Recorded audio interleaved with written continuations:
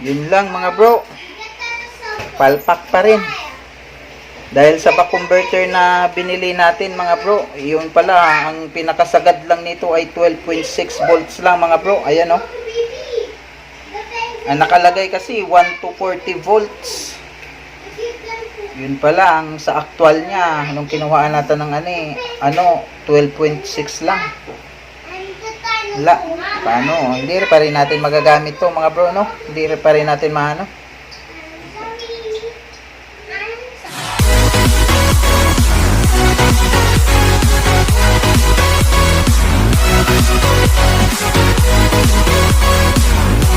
Okay mga bro, magandang umaga sa atin lahat.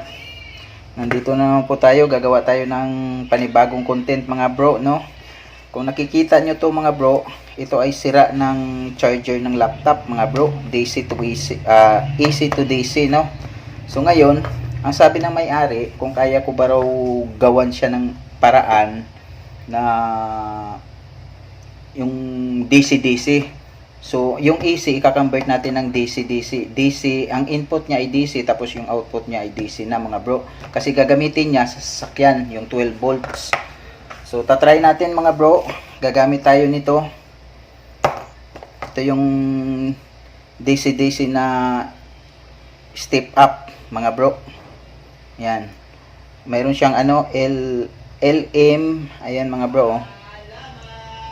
LM2596 DC-DC. Mayroon siyang input na 3 volts to 40 volts. Tapos yung output, same pa rin mga bro. 3 to 40 volts. So ito yung gagamitin natin mga bro. At saka bumili ako ng connector para sa doon sa sasakyan, no mga bro, sa charger ng sasakyan. Itong gagamitin natin. Tapos yung mga wire, ito pa rin mga bro. Itong saksakan puputulin natin, tapos ikabit natin dito. Anuhin lang natin. Ito ano ko na to, nabuksan ko na to.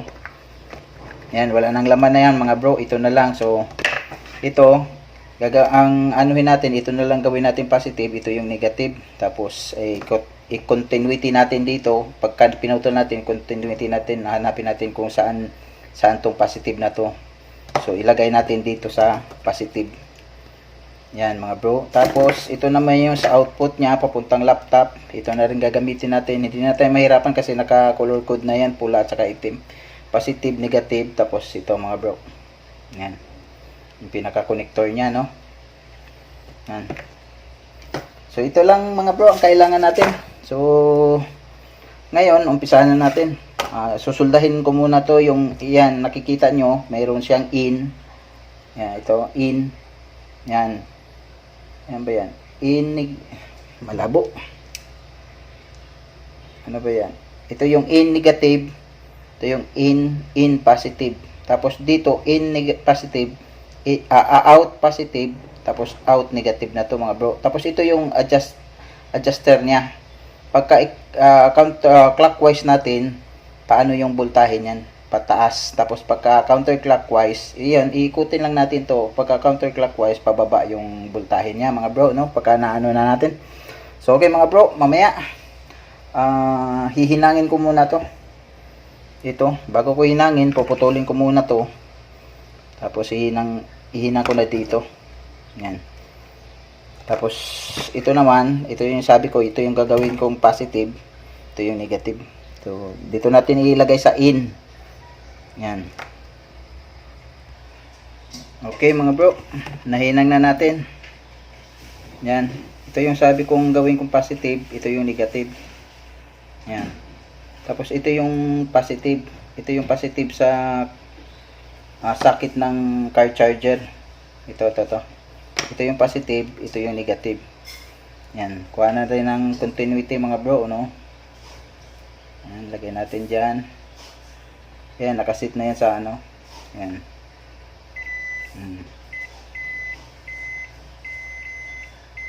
Yan mga bro. Tapos ito. Yan yung negative mga bro, oh.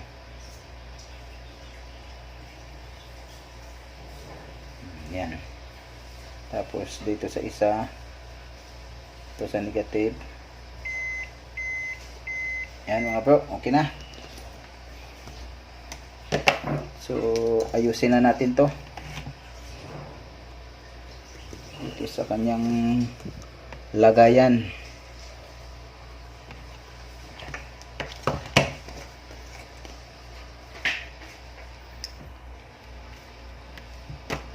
Naka-charge ito.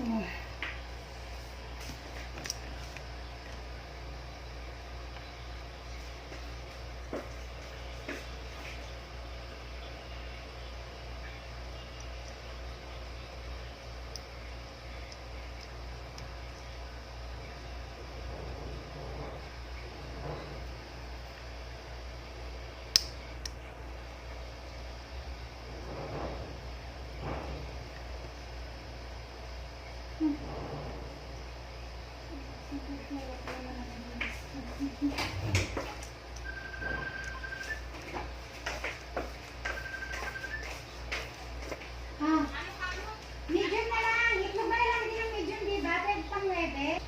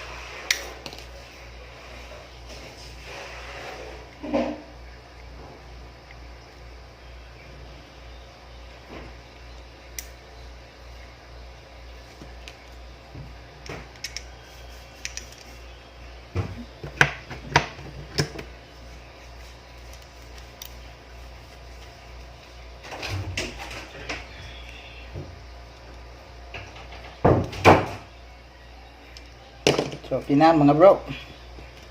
Lagay natin tong spring dito. Ito yung fuse niya.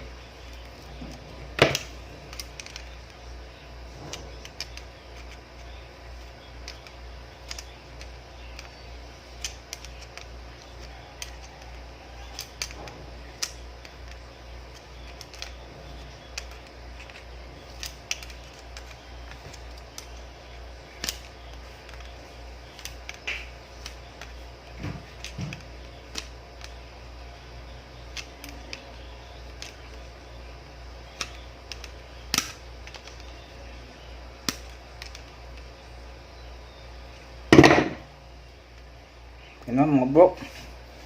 So double check natin yung continuity niya.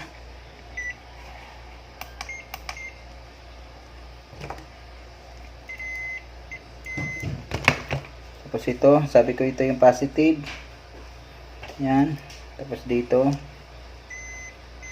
So okay na mga bro. Yan. Tapos ito yung negative.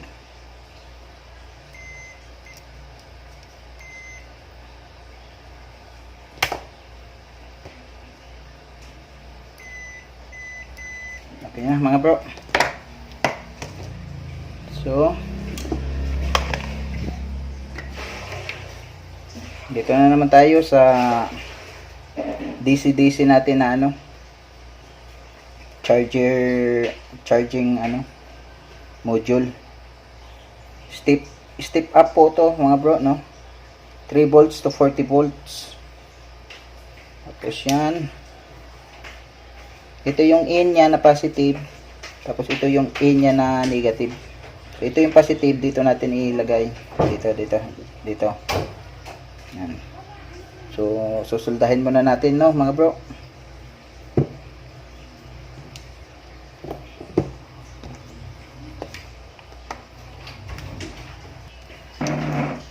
So, okay na mga bro. Nasulda na natin. Ito yung in. Ito yung in na positive. Ito yung in na negative. Tapos, pagdating dito sa out mga bro, ito yung positive na out. Tapos, negative na out. Yan. Yan. Tapos, ito na yung pinaka, niya. Male connector, no? Yan. Susubukan na natin mga bro. Kaso wala tayong wala pala tayong sasakyan dito. Paano ba ang pagsubok natin dito mga bro? Yung battery na lang na 12 volts, no? Try natin kung mayroon siyang output. Bago ipipix ko muna to. Lagay muna natin dito.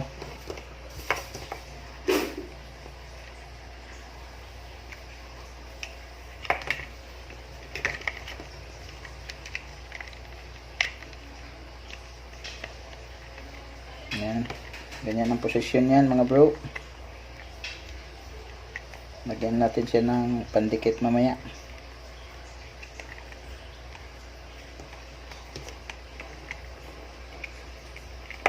Wala ako ng ng heat gun.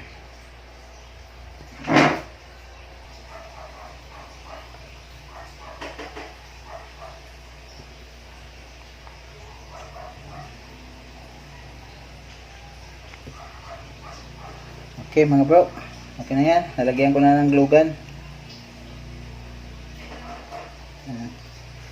So, takpan na natin. Hindi, tatry pala natin, no, mga bro, bago natin takpan. Okay mga bro, ito yung panggamit natin pang test. Yan, yung battery na 12 volts sa pang motor. Yan, kuha natin ng voltahe. Matagal na yung naka-stock.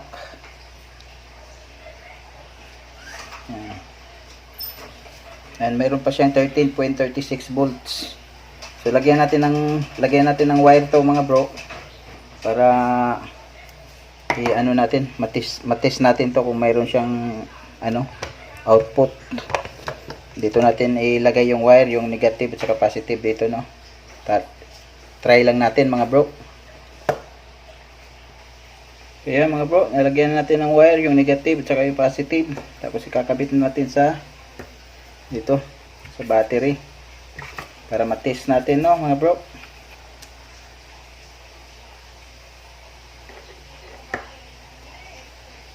Ito yung positive. Lagay lang natin dito sa positive.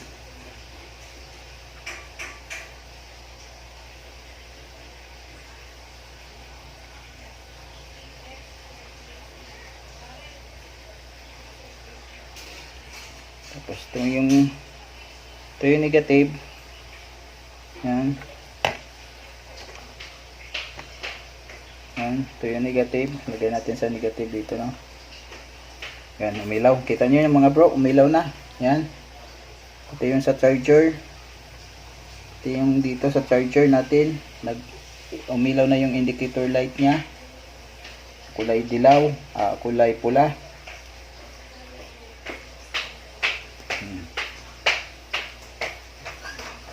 Ayan na mga bro.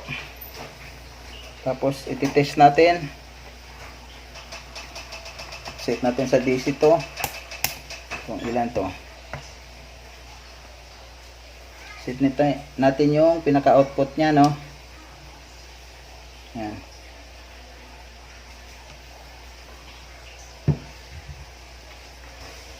Nasisilaw ako sa ilaw nung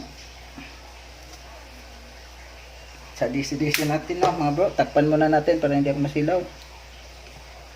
Yan. Natin yung positive. Tapos ito yung negative.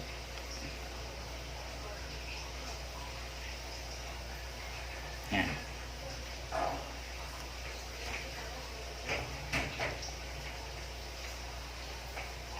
So, mayroon siyang ano mga bro. Nakaset siya sa 12 volts, no? Yan, 12 volts point 70. Yan.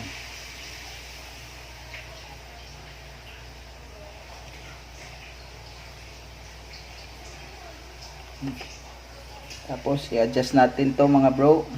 Paabot natin ng 20 volt. Okay mga bro, okay na.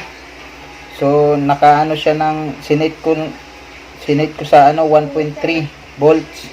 Ngayon ibalik natin siya sa isagad natin kung hanggang ilang volts po talaga tong ano na to. Back converter na to mga bro, no? Parang hindi ata naabot to sa ano 20 volts yung output niya mga bro. Yan, tapos ikutin ko lang clockwise. Yan, umaangat na siya unti-unti. 3 volts, naging 4 volts, 5 volts, 6 volts, 7 volts, 8 volts, 9 volts, 10 volts, 11 volts, 12 volts. Uy, tayo dyan. Hanggang 12 volts lang mga bro. Pala to. 12.6. Yan, sagad na po siya mga bro. Paano yan? Hindi tayo. Ang laptop kasi, ano siya 19 volts to 20 volts Bakit gano'n? Ang nakalagay kasi dito, 1 to 40 volts. 12 volts lang palang output nito mga bro. Sagad na po ito Nakakasilaw yung ilaw. Tapang ko lang. Wala na siyang itataas mga bro. Mali yung nabili kong ano. Back converter dapat. Sabi kasi step up. Ayun, wala na, hindi na siya nataas pagka inano ko siya counterclockwise, nagbabawas na siya. Counterclockwise ko Bigyan ninang din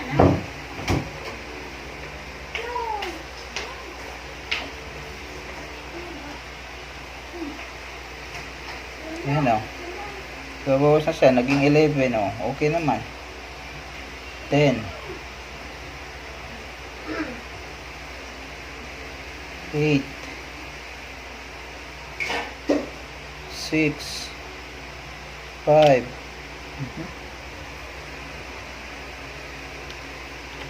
5 2 1. Ayan 1 volts. Ayan sagad na sa pinaka 1 volts 1.2. i-ano naman natin, clockwise natin. Yan, nakita niyo po ba? Yan, clockwise natin mga bro 4